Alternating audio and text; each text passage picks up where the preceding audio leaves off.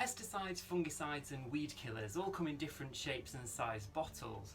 And if you've only got a small garden, then something of this size will probably last you. But if you've got a larger garden, it's much better value to use a product that you can dilute at home. Now the issue with that is you need to have a sprayer. Now I have several different sprayers at home, all for different products, because that way you don't have to keep rinsing the product out and there's no risk of cross-contamination. For example, you don't want to be spraying a weed killer onto your lawn, and you don't want to be spraying a non-organic feed or pesticide onto your fruit and veg.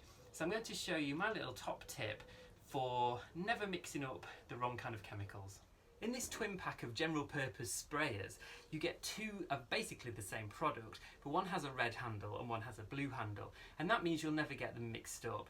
The red handle to me signifies danger, so I put anything in there like weed killer that I don't want to be spraying on certain crops.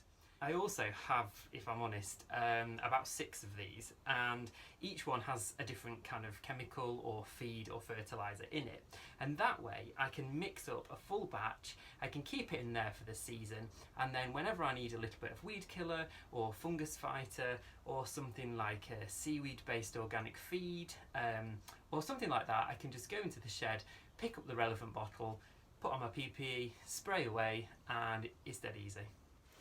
I just use a Sharpie pen just to write on here, and you could use a label, but I would recommend using the kind of pen that is permanent and won't come off.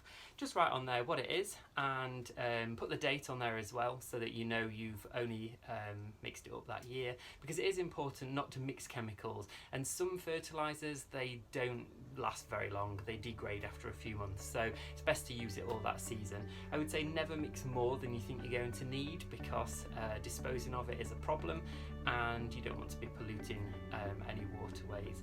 I'm actually kind of moving more organic with my gardening, so wherever possible I'm looking for organic solutions and trying to cut down my chemical use.